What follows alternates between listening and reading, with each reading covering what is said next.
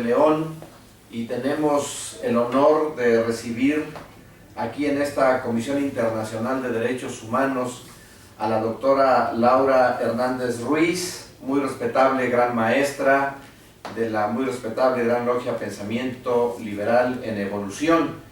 Para nosotros es importante, doctora Laura, agradecerle el tiempo que ha dispuesto para acompañarnos en este momento, y vamos a hablar sobre el tema de la masonería y los derechos humanos, si existe alguna correlación. Bienvenida, doctora. ¿Qué podemos entender por el concepto de masonería, la masonería? ¿Qué es? En principio, doctor Pascasio, quisiera comenzar con la frase de un derecho humano que es: todos los seres humanos nacen libres e iguales en dignidad y derecho. Con esa frase damos pie a una de las grandes piedras fundamentales que origina esta augusta institución.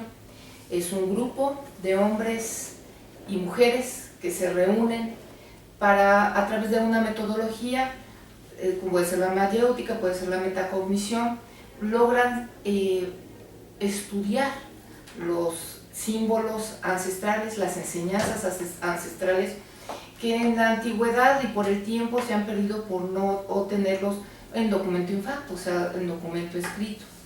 El hecho de que como seres humanos sociales nos conjuntemos para lograr cierto objetivo habla de varias temáticas o propuestas o principios de la institución. Uno de ellos es al triunfo de la verdad científicamente comprobable. ¿Para qué? Para que progrese el género humano. Porque podríamos hablar de algunas prerrogativas, como en algunos grupos lo manejan, que hablan de un gran arquitecto del universo, también hablan de la tolerancia, la paz, la justicia, la permeabilidad, pero son conceptos que cada grupo ha ido evolucionando en sí. Para contestar vuestra pregunta es: somos un grupo de seres humanos que nos juntamos para estudiar cuestiones filosóficas con una metodología especial. Bien, usted refiere el principio fundamental sobre el que descansan los derechos humanos. Precisamente todos los seres humanos nacen libres e iguales en dignidad y derechos y se encuentran dotados al nacer de razón y conciencia, dice, y que deben comportarse fraternalmente el uno con el otro. Este principio, que es parte de la Declaración Universal de los Derechos Humanos, realizada en el 10 de diciembre de 1948, pero que tiene su historia, claro esto, y tiene su historia la propia masonería. Yo le pregunto a usted, en México, ¿cómo funciona la masonería? Existen grandes logias. Usted es una gran maestra de la muy respetable Gran Logia Pensamiento Liberal en Evolución. ¿Las grandes logias en México existen en todo el territorio nacional? A ver, vamos poniendo un poco más en lógica o en orden la cuestión. Hay grupos que nos juntamos y se llaman logias, en este caso una respetable logia simbólica, y cuando varias logias se reúnen, administrativamente se conjuntan para realizar ciertas celebraciones, como son los solsticios, que llamamos, o los equinoccios, porque nosotros estudiamos las artes liberales, que son el trivium y el quadrivium, y en ellas está la astronomía, no la astrología, porque eso cae un poco en el fanatismo. Astronomía, la música, la gramática, todas esas artes liberales desde el punto de vista científico, y en ese caso pues es parte del estudio y la celebración de lo que son los ciclos de la Tierra. Al conjuntarnos varios grupos o varias logias, se forma una gran logia que nos permite interactuar en varias cuestiones políticas, sociales, filosóficas, espirituales, con el respeto que conlleva en esa cuestión, porque la institución masónica, que quede muy claro, no es una religión, es un estudio filosófico. Tenemos en nuestro haber muchos de los integrantes, miembros de esta institución, que pertenecen a diferentes religiones, judíos, maometanos, tenemos krishnas, tenemos católicos, tenemos muchos de diversas religiones, filosofías y corrientes ideológicas. Y al conjuntarnos, bueno, llamarnos como muy respetable Gran Logia no es realmente una ostentación de un cargo, más bien es la ostentación de una responsabilidad que conlleva la dirección, la organización y la coordinación de varios grupos. ¿Por qué? Porque tenemos una frase también muy especial que es orden en el caos. Bien, doctora, entonces debemos entender que cada uno de esos pequeños grupos llamados logias tienen algunas reuniones periódicas para realizar estudios específicos. Nosotros hemos sabido que en la masonería estudian fundamentalmente la filosofía, aspectos de la moral, y esto es importante para las personas en general que no conocemos qué es realmente la masonería. Entonces, la Gran Logia Pensamiento Liberal en Evolución, por lo que observo, permite el ingreso de hombres y mujeres para los trabajos de la masonería. Hay algunos lugares donde dicen que solo los hombres pueden trabajar. ¿Qué opina usted de ello? Realmente, pues es parte de la evolución histórica del ser humano. Igualmente hay las cuestiones religiosas, nuevamente, en donde nada más se permite que el hombre o el varón lleve a cabo ciertos rituales, ¿no? Porque si en la iglesia solo se pueden sacerdotes, mucho menos. Igual han permeado en varias situaciones, pero la frase principal que manejan las logias o la institución masónica habla de la igualdad. ¿Cómo podemos hablar de igualdad si tratamos de dejar a un lado que nuestro género humano, no hay género femenino y masculino, es género humano, no logremos concretar esa igualdad? Pero también es cuestión de ideologías. Por decir, aquí en México está, y en la cuestión latinoamericana y anglosajona, también hablan de que el hombre representa al sol y la mujer a la luna. En Alemania es diferente, en Alemania la mujer representa al sol y el hombre a la luna, o sea, entonces ya hablaríamos de una cuestión diferente, ya no es un rito solar o un rito cuestión. Lo que tratamos aquí de hacer es que en el rito nacional mexicano, por 1824-1825, donde los grandes adalides o los grandes líderes que han dado patria y libertad aquí a México, se concretaron primeramente en el rito nacional mexicano, que desde esa fecha ha aceptado a las mujeres, digamos, de una manera oficial, pero en la historia se ha visto que las mujeres desde las escuelas artísticas, donde de la operatividad, de la construcción de las catedrales o de los edificios a la especulativa, ellas han participado.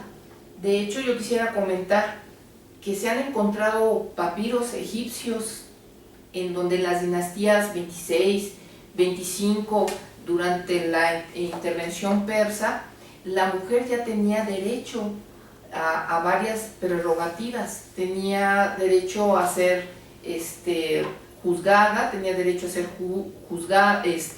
juez, tenía derecho a tener propiedades, tenía derecho a un divorcio. En ese caso es muy interesante cómo había dirigentes mujeres en donde las prerrogativas y derechos era de que ellas tuvieran, en caso de divorcio, el que se le diera una pieza de plata y costales de grano para su sobrevivencia cada año. También está en las cuestiones persas, donde las mujeres eran igualitarias. Sin embargo, pues la historia ha ido derivando y hablan de que pues la encubración del hombre o del varón, y actualmente, bueno, encontramos que hay logias masculinas totalmente, logias femeninas y logias mixtas. Ya ahorita la nueva prerrogativa es que desde que la mujer logró también el voto, ¿no?, la lucha porque se les reconocieran los derechos al sufragio, los derechos a tener y poseer bienes, el derecho a trabajar, a expresarse libremente, pues es parte de que somos iguales en derecho, probablemente así algunas diferencias, pero yo creo que la base principal es que somos seres humanos dotados de razón. Dotados de razón en el hecho de que podemos tener el equilibrio entre el estudio de la ciencia, el manejo de la virtud y el estudio de la moral de los pueblos y de la humanidad. Doctora, usted habla de principios específicos de la masonería, como son la libertad, la igualdad y la fraternidad. Debo entender entonces que la igualdad implica para usted el reconocimiento precisamente del género humano entre el hombre y la mujer. Es decir, si algún rito, por su propia determinación, por su propia normatividad, por sus propias leyes, tiene impuesto desde su origen que el hombre no pueda trabajar con las mujeres en determinados ritos o formas de ser de la masonería, entonces se rompe el principio de la igualdad. O sea, estaríamos hablando de ser iguales, pero nada más en una parte, y ellos no son iguales porque dejan de ser humanos o de ser personas en un momento determinado.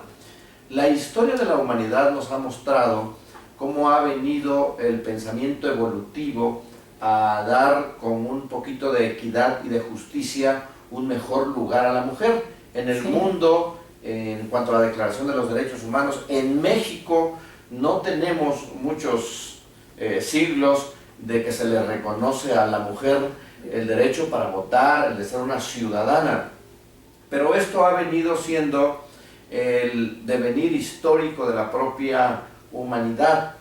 En la gran logia que usted preside, ¿pueden ahí ingresar puras mujeres o también hombres y mujeres? Tenemos en los grupos que corresponden, con el respeto que merecen la decisión y voluntad de cada uno, tenemos grupos o logias que son exclusivamente para varones, logias que son exclusivamente para puras mujeres, y son varias las que tenemos que son mixtas, hay hombres y mujeres. ¿Qué nos permite hacer esto? Pues realmente tener ese entendimiento entre, con todo el respeto y con un orden, la comunicación que debe haber entre familias. Una de nuestras logias, que es la respetable logia simbólica Pensamiento Liberal en Evolución número 2, tiene en su haber, tenemos esposos que van con nosotros a trabajar, los padres que llevan a sus hijos, a sus hijas, los hermanos que llevan a sus compañeras, a sus novias, a sus amigas, a compañeras de trabajo, y es una manera ordenada y respetuosa de saber cómo dirimir las diferencias, debatir las ideas con todo el respeto y el orden que conlleva esa situación. Es muy válido. Les podría hablar de lo que sucedió hace poco en España, donde los hermanos masones salieron a las calles a desfilar con sus arreos. Esto es lo que llamamos nosotros arreos, son nuestros mandiles, que son pues prerrogativas de lo que conlleva y nos embiste cuando trabajamos en nuestros talleres. Tienen diferentes símbolos de acuerdo a sus estos son arreos, son los arreos. Exacto, con grados y con decoraciones, y tienen diferentes simbolismos que de acuerdo a eso se van estudiando. Entonces ellos salieron a desfilar, pero resulta que desde la época de Franco lo primero que fusiló y acabó fue a la masonería en España. Y todavía había una ley antigua ahí, desde esa época, que los masones no podían ocupar puestos públicos, y al reconocer a uno de ellos como funcionario público que traía los arreos, en ese momento lo quitaron del cargo. Entonces hubo una cuestión internacional en donde se pidió el apoyo para que los varios orientes a nivel internacional pues promulgáramos que los reconocieran, que se diera la igualdad, y que en un momento dado eso no implicaba que no ocuparan un puesto, y que era una ley ya antigua que ya no tendría razón de ser. Una de las situaciones fue que también se les pidió a ellos el reconocimiento de la igualdad de la mujer. Entonces, ¿cómo piden a ellos que se les dé el reconocimiento, que se les dé la igualdad, si ellos no hay congruencia en reconocer la igualdad como género humano a la mujer? Entonces, hay veces que podemos nosotros decir viva Juárez, libre y para mí sagrado es el derecho de pensar, si realmente no soy congruente con mis acciones o con las cuestiones que devengo en los talleres. Es por eso que cuando yo, en un momento dado, me acuerdo de la Revolución Francesa, ¿no? Donde está la libertad, la pintada por Lafayette, de Lacroix, con la bandera y con el gorro frigio, donde estábamos pidiendo la libertad del género humano, no solo de los hombres, sino también de las mujeres, del pueblo en realidad. ¿Cómo podemos decir tú sí y tú no? Ahora, doctora, es importante ese señalamiento dentro de los derechos humanos consagrados en la propia Constitución Política de los Estados Unidos Mexicanos. Dice que el hombre y la mujer son iguales ante la ley. Artículo 4. Pero el hombre y la mujer entonces no son iguales ante determinados ritos de la masonería, entonces, o sea, donde no puede ingresar una mujer o donde no puede ingresar un hombre, porque también hay que ver que hay de exclusividad de mujeres. Entonces, eso se contrapone a los derechos humanos. Dice el hombre y la mujer son iguales ante la ley. Pero entonces el hombre y la mujer no son iguales ante la masonería, ¿podemos entenderlo así? ¿O cómo lo explicamos? Exactamente. Hay una incongruencia que es de lo que estábamos comentando, en donde realmente deberían analizarse esas cuestiones. Hay la plática entre estos ritos, uno es el rito escocés antiguo y aceptado, donde nada más permiten que sean varones, y desde 1717, que es cuando hay el hito del reconocimiento masónico, habla de que las mujeres son nada más como damas de compañía o paramasonas, que nada más son esposas o compañeras de los masones. Y en el Gran Oriente de Francia nace un rito de adopción, donde se habla de la masonería del derecho humano. Ahí es donde las mujeres son incluidas, son iniciadas, se llama que son iniciadas, dejan de ser profanas. Profano no es el hecho de profanar o hacer algo malo, pro antes, fanus templo, o sea, un profano es antes de ingresar a nuestros talleres de trabajo. Entonces ya desde ese entonces se habla de que la mujer está integrada. Ya en los talleres hablábamos del Renacimiento con Leonardo da Vinci, con Paolo Toscanelli, con Rafaelo. Ya hay pinturas, hay cuadros, hay documentos donde la mujer era incluida en trabajos especiales, donde se creía que el hombre era el único que tenía la capacidad intelectual o el talento artístico para llevarlo a cabo, porque además eran hombres increíbles, dominaban muchas artes. Leonardo da Vinci era de los que era arquitecto, ingeniero, astrónomo, pintor, escultor, pero bueno, más especializó en las cuestiones de las artefactos de guerra.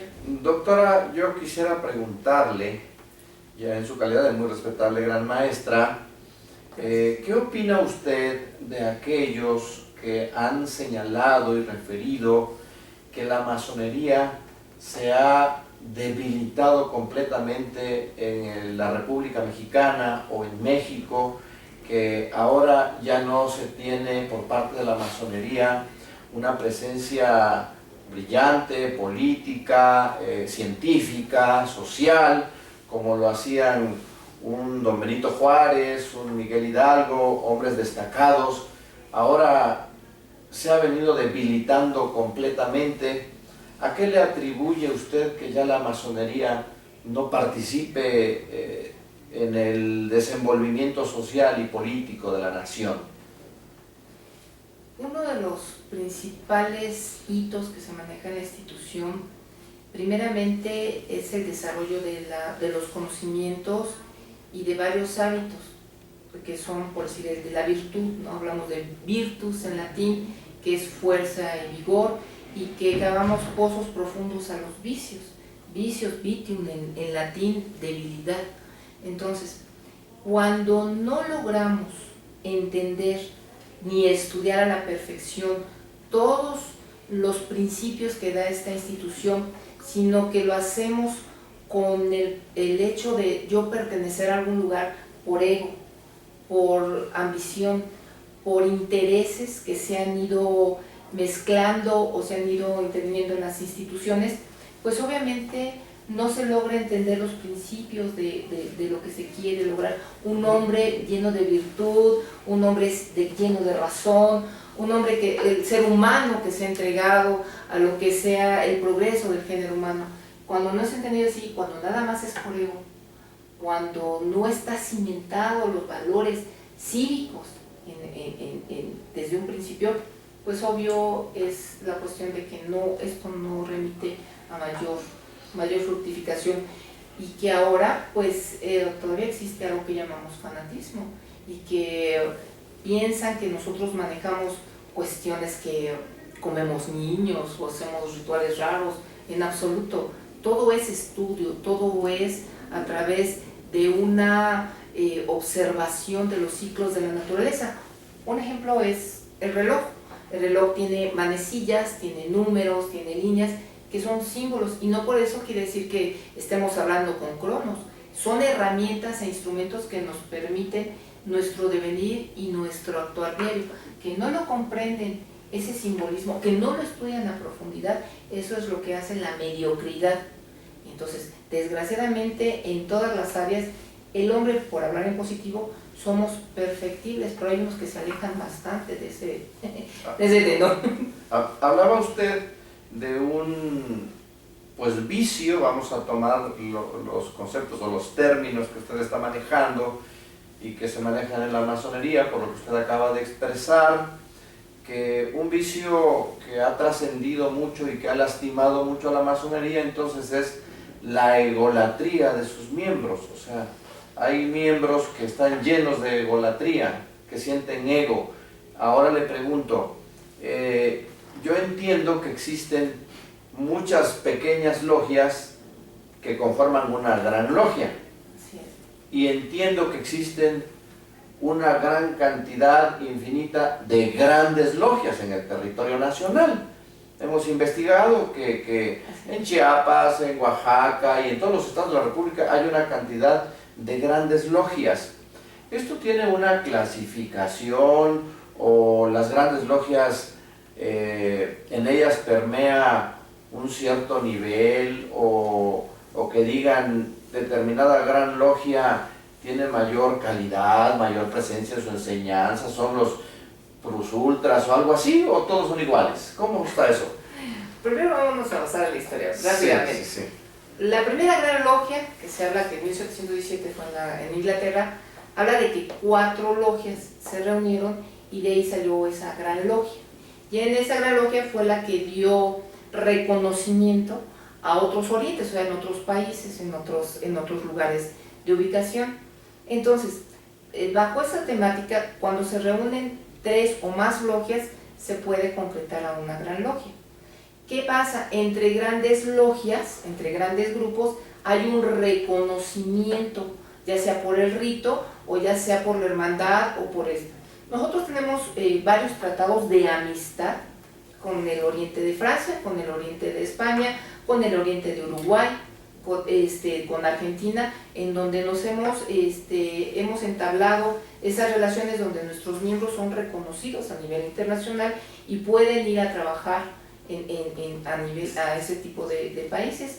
Hay otros que dicen, bueno, yo bajo mis usos y costumbres, yo quiero nada más reunirme con tales miembros que posean tales requisitos. Bueno, es válido y pueden reunirse. Hay logias que son de puros médicos, hay logias que son de puros abogados, hay logias que son de puros médicos, pero aquí en México, bueno, vemos que hay un conflicto, no solamente aquí, es la ostentación del poder.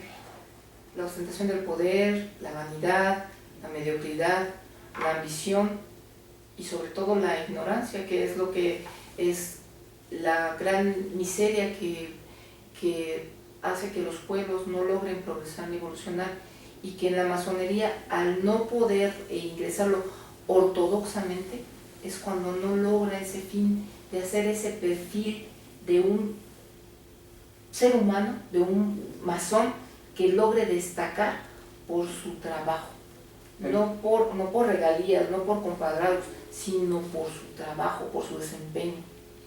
Debemos entonces entender que al interior de las logias, cada masón, cada integrante llega ahí para instruirse sobre principios y valores, sobre virtudes, sobre combatir el vicio, para ser un mejor hombre, para ser una mejor mujer, para ser un mejor ser humano y poder presentarse fuera de la logia y ser un mejor padre, un mejor esposo, un mejor hijo, un mejor trabajador, un mejor patrón, un mejor líder. Entiendo que esa es la preparación interna de la masonería, buscando el crecimiento de las personas a raíz de la práctica de la virtud, digámoslo así. Por consecuencia, doctora, ¿no cree usted que pudiera unificarse la masonería una vez más en nuestra República Mexicana, en nuestro territorio nacional? De antemano le digo que invitaremos a otros masones de otras grandes logias, a quienes nos parece muy respetable su pensamiento, como el suyo por supuesto, pero esta Comisión Internacional de Derechos Humanos tiene acercamiento con muchas grandes logias de la República Mexicana y está muy atento en abrevar un poco de los seres humanos que se han instruido al interior de la masonería. ¿Usted cómo ve esa posibilidad de tender puentes o lazos entre los masones de toda la patria mexicana? De principio quiero felicitarlo porque tiene una idea muy clara de realmente lo que queremos como un masón, de que un hombre instruido en esos valores, en las virtudes, pero sobre todo el estudio, en especial en los códigos de comunicación que se han permeado. El objetivo principal es nuevamente la unión entre todos aquellos hombres, sean masones o no, sean de cualquier religión, profesión, el hecho de que tengan un punto en común, el que progrese el género humano. Lo ideal en este momento es, como hemos tenido, ya tenemos varias tratados de amistad con varias logias, es unirnos. Yo creo que sí, el futuro es eso, en el aspecto o en el momento que logremos concretar acuerdos o puntos en común que la misma institución nos los da, y en ese momento sí lo podemos hacer, y es necesario.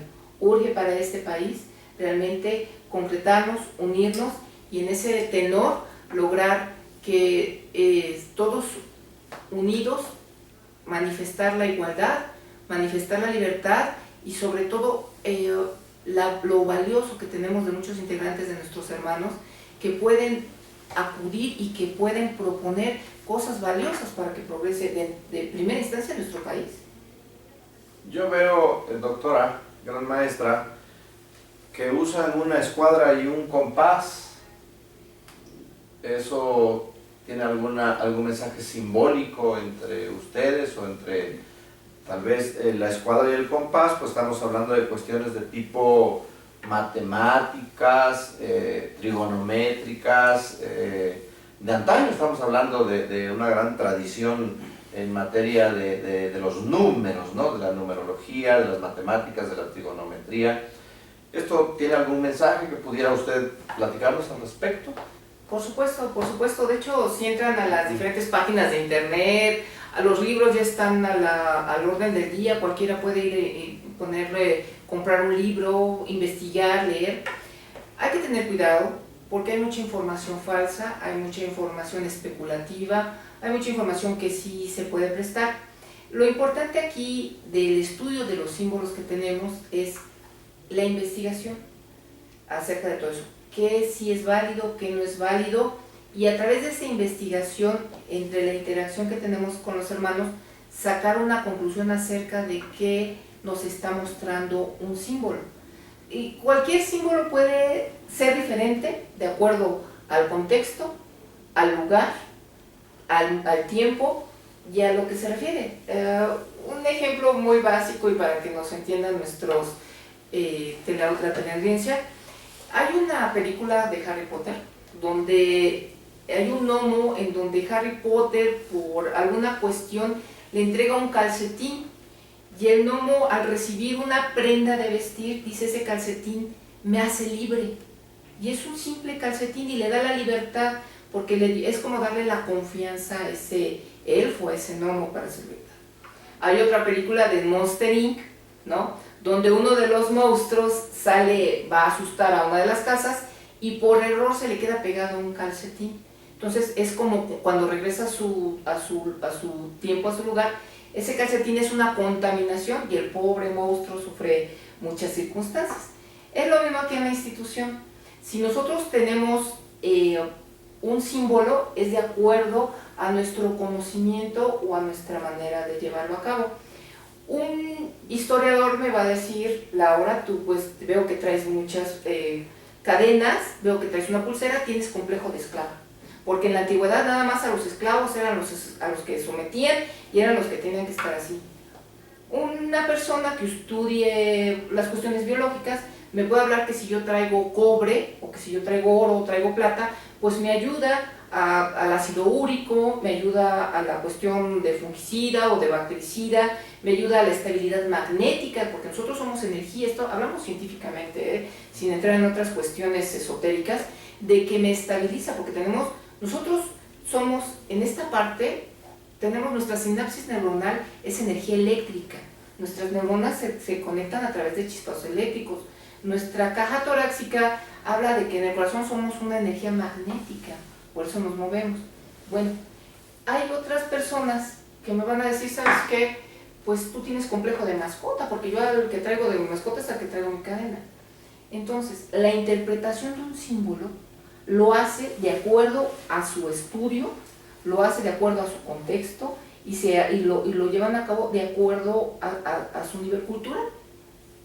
Para nosotros, la escuadra y el compás puede hablar de que son herramientas en la construcción, y que así como en la escuela primero hay que aprender qué es un número y luego se sigue la combinación de los números en la suma, y luego ya que sabemos la combinación de los números por una multiplicación, igual un símbolo de un principio como la escuadra podemos utilizarla para construir piezas cuadradas, piezas rectas, ¿no? Unas piedras de construcción, porque la piedra somos nosotros somos nuestra propia escultura, y ya a través de una herramienta, un instrumento más sofisticado como es el compás, que logra en un momento dado darle otro matiz u otra funcionabilidad y mayor elaboración de una piedra, bueno, entonces quiere decir que vamos subiendo en la manera, en el dominio de conocimientos. Entonces debemos entender que el trabajo es simbólico. En realidad, si vemos cuestiones de enseñanza simbólica de la naturaleza que el ser humano pudiese aprender, deberíamos entender tal vez que la naturaleza nos enseña que el que no siembra y cuida no puede cosechar. O sea, no podemos cosechar lo que nunca hemos sembrado, es una enseñanza. En cuanto a la escuadra y el compás, una escuadra que yo he visto que normalmente tiene un ángulo de 90 grados, que es un ángulo recto. Recto, que implica la rectitud, digamos así, derivándolo de la propia literalidad de la palabra. Claro. El compás, que puede trazar un círculo. En la antigüedad el círculo simbolizaba la deidad, simbolizaba a Dios, o sea, el aspecto infinito. Un círculo no tiene un punto donde termina ni donde inicia.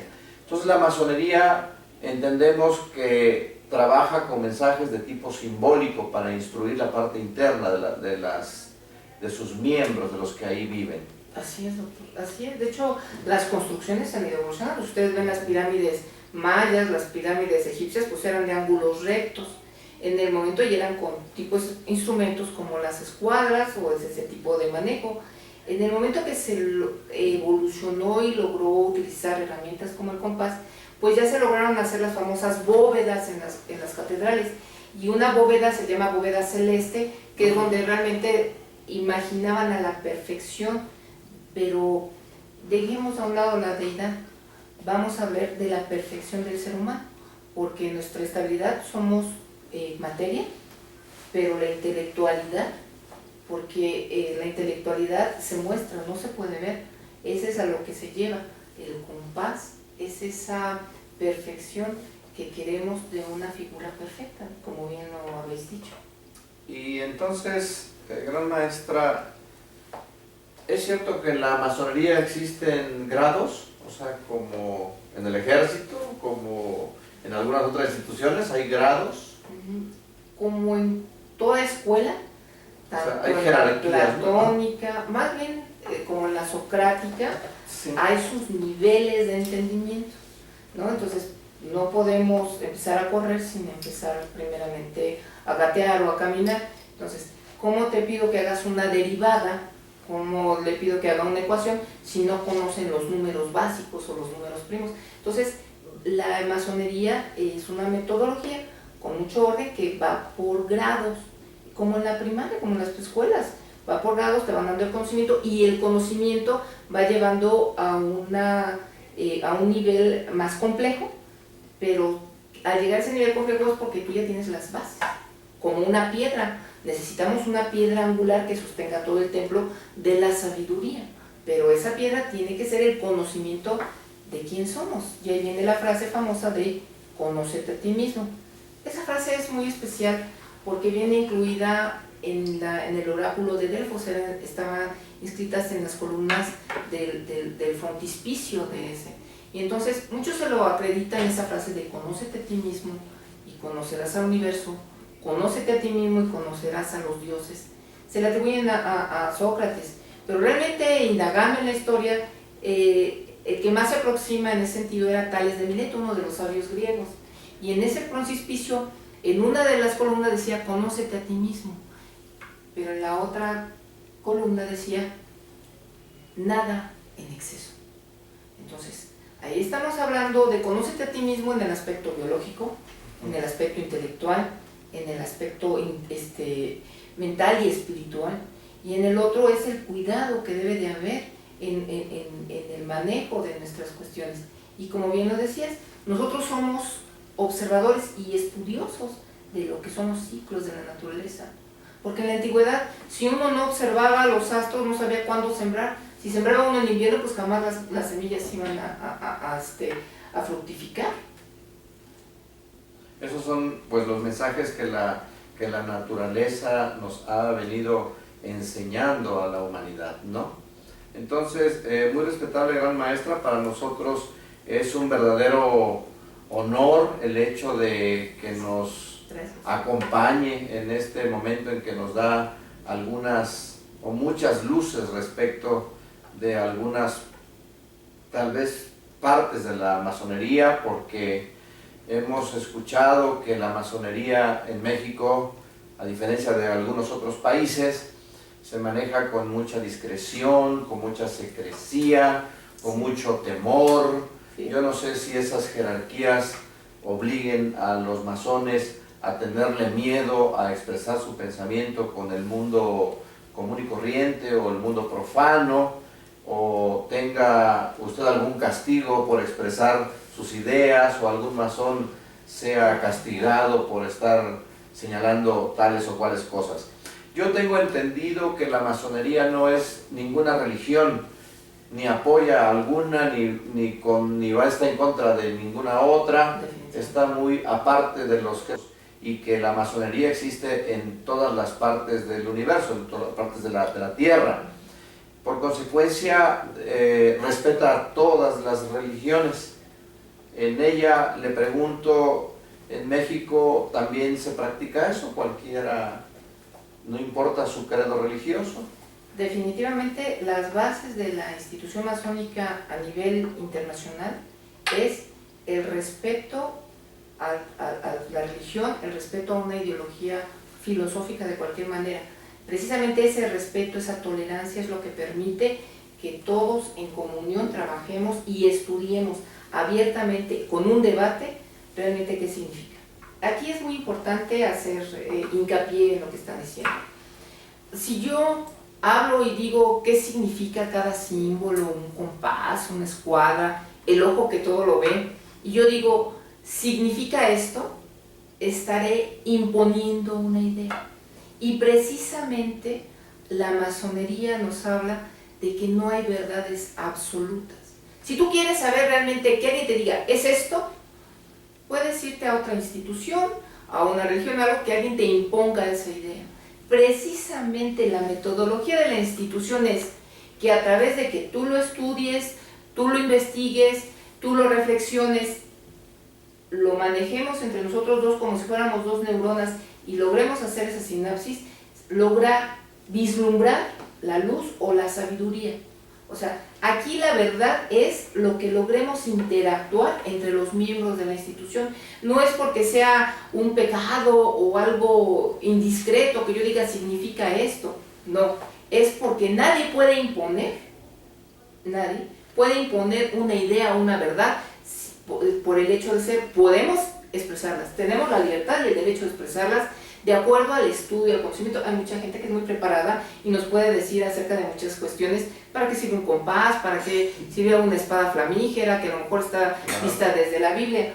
No es que sea un indiscreto, es la no imposición de un conocimiento a una idea. Al contrario, es la discusión y debate para sacar realmente a conclusión qué conlleva. ¿Por qué? Porque en ese momento en el que logremos combinar tu cadena de conocimiento con mi cadena de conocimiento y logremos cerrarla, lograremos ese progreso. Es como nuestra cadena de ADN que se va combinando con la genética del padre, la genética de la madre, se va combinando y va evolucionando el ser humano biológicamente. Es lo mismo, un conocimiento evoluciona. Como en la antigüedad los científicos aseguraban que la Tierra era plana, pero aseguraban, y por muchos siglos lo hicieron. Cuando esa idea nació de que alguien metafóricamente dijo que la Tierra era plana por cuestiones esotéricas, y de ahí lo tomaron, porque nadie podía salir del planeta y decir, no, pues es redondo, es ovoide. Entonces, hay que ver que hasta la ciencia evoluciona, y una verdad científicamente comprobable, podemos encontrarle alguna otra evolución en donde nos logre quitar esos paradigmas. Y además, sobre todo, a lo mejor por eso hay alguna cuestión en lo que las religiones no quieran o no sean muy amigables con la institución, porque nosotros, como hombres libres de buenas costumbres y pensantes, no aceptamos los dogmas. Dudar de todo lo que no conozcáis por vos mismo es cuestionar, porque nosotros ya no estamos sometidos a un pensamiento, a una ideología que nos imponga algo que debemos hacer. Al contrario, si es válido esa ideología, adelante, la podemos llevar a cabo, pero es siempre cuestionando, porque no somos máquinas, no estamos sometidos, al contrario, somos dotados de esa razón, de ese punto de equilibrio y de progreso. Pero, doctora, ¿no estará cayendo la propia masonería en una contradicción? Porque yo he escuchado hablar a otros masones, integrantes de otras logias, otras corporaciones, otras grandes logias, que ven a su normatividad como si fuera la Biblia, es decir, que no se atreven a pensar de manera diferente, o que no podemos cambiarle los lineamientos. Si el rito escocés antiguo y aceptado dice que las mujeres no ingresen, es un paradigma que desde su fundación no se puede cambiar. O sea, es algo que va también acompañado al fanatismo, a la ignorancia, y desde el punto de vista de que se ignora la evolución que ha tenido la humanidad. Es decir, ¿sí? Los paradigmas están formados, el paradigma no es más que un patrón o una manera de ver las cosas, y esa manera de ver tiene usted que ajustarse a ello, o los que pertenecen ahí no son capaces porque les da miedo decir, no puedo cambiar una letra, como ocurre en la Biblia, como lo decía Cristo, que desgraciado de aquel que le quita una coma o una letra al sentido de la Biblia, como lo decían. Entonces, todas las religiones son respetables, pero aquí sí veo una pequeña contradicción, y que están pues sometidos prácticamente a ello. Yo le agradezco mucho, doctora, en verdad es algo muy ilustrativo lo que usted nos ha platicado en este momento, pero ojalá y nos dé la oportunidad en alguna otra ocasión de continuar ampliando todos estos conceptos, todos estos conocimientos, que seguramente para nuestra audiencia, para nuestro auditorio, es ilustrativo fundamentalmente por algunas cuestiones míticas y algunos rumores que escuchamos a las afueras de la masonería. Es decir, nosotros creemos que hay brujos, que hay magos, que hay no sé, que hay prácticas hasta satánicas, dicen por allá afuera de la masonería, pero por lo que escucho no hay nada de eso, ahí no hay cosas de magias, de brujos, de que quemen niños, ni nada por el estilo. Bueno, primer punto, y siempre lo decimos a las personas que gustan ingresar o para darles a conocer esto, no comemos niños, no, definitivamente, y esa es la manera de un chascarrillo. No hacemos tipo magia como en las películas de Hollywood, así como con una varita mágica levantamos. Yo a la gente que me dice quiero ingresar para hacer levitar o mover los objetos, yo le digo, bueno, no, entonces no ingreses con nosotros. ¿Sabes dónde debes de ingresarte? Le digo, mira, yo a este objeto lo suelto y cae, ¿no? Pero hay magos increíbles que logran que objetos pesados de toneladas logren viajar de un punto de América a Europa, un avión. ¿Quiénes son estos magos? Los ingenieros. Si tú quieres hacer que un objeto viaje, levite o se mueva, vete a una universidad donde a través del estudio de las leyes de la naturaleza, de la gravedad, de la fuerza de motora, de la fuerza calorífica y todo eso, logran hacer que objetos de grandes dimensiones se trasladen, ¿no? Aún así vemos los celulares donde vemos que usted doctor puede pensar en alguna circunstancia y mandar un mensaje, qué codificador tiene y que por qué manera llega a otro aparato y puedo saber lo que usted está pensando o me puede comunicar algo, y eso es magia. Eso es parte de la ciencia que ha ido avanzando. Entonces, aquí la magia es la recomendación, que la magia sí hay, pero a través del estudio de las leyes de la naturaleza, y eso lo pueden ver en las universidades, pueden ver todo eso.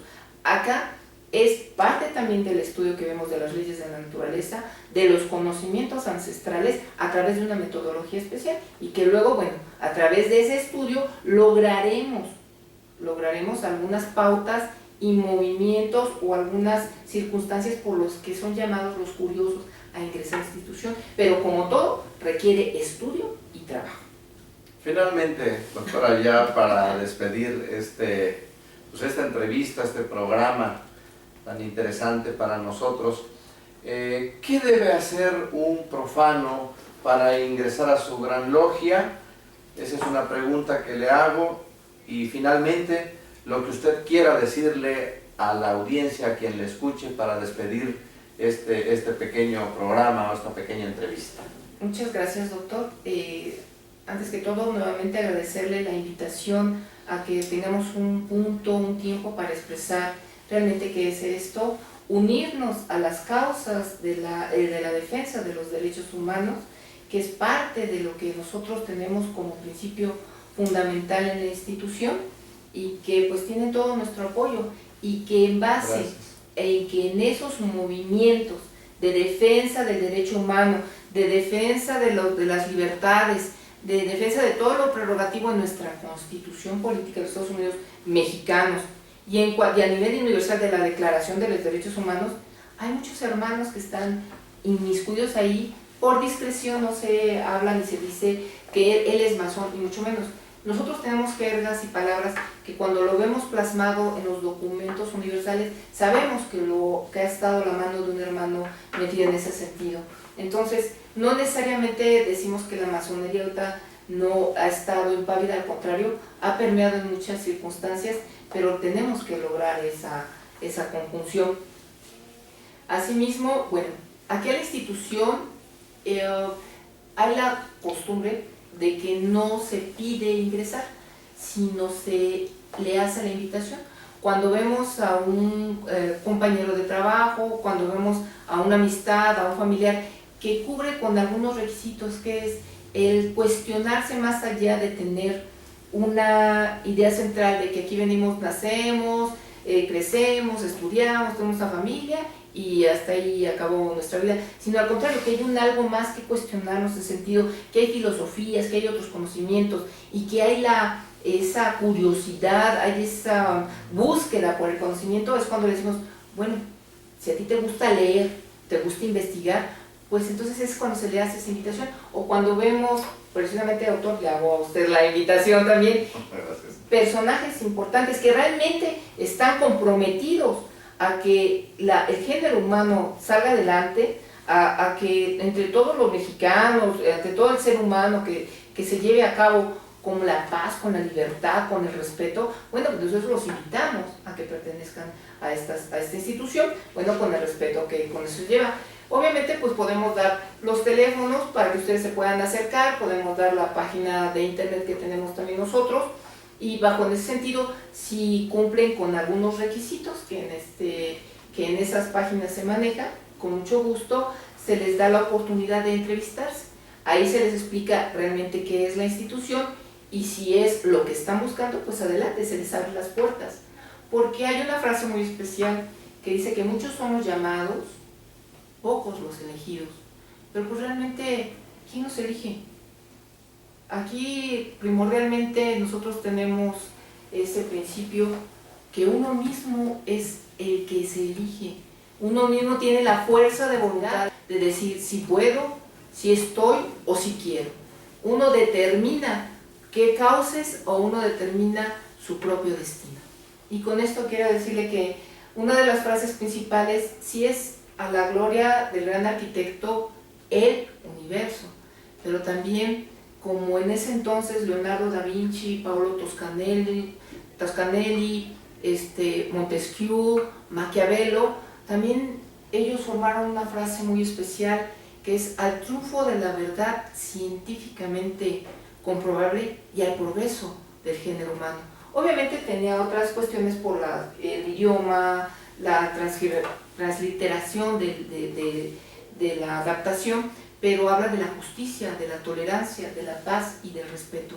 Y principalmente es todo porque el hombre forje sus ideales, se tenga muy claros sus ideales, esperanza en realizarlos, pero el punto cúlmine por amor a la humanidad. Y agradeciendo, doctor, nuevamente la atención y el gusto, y pues nos sumamos con vos a todas vuestras acciones para que tengas la fuerza y lleves a cabo todas las instancias que corresponda a alguien representativo y todas las luchas que ha llevado a cabo en la defensa de todas las cuestiones. Muy bien, doctora Laura Hernández Ruiz, muy respetable gran maestra de la muy respetable gran logia Pensamiento Liberal en Evolución. Le manifestamos nuestro agradecimiento, y a nuestra audiencia pues le agradecemos también su atención, y esperamos pronto tenerla nuevamente con nosotros en un tema tal vez respecto a la masonería o un tema diverso. Doctora, muchísimas gracias, le damos una despedida a la doctora y es muy amable. Gracias por su atención. No, al contrario, muy amable. muy gentil. Hasta luego. Muchas gracias.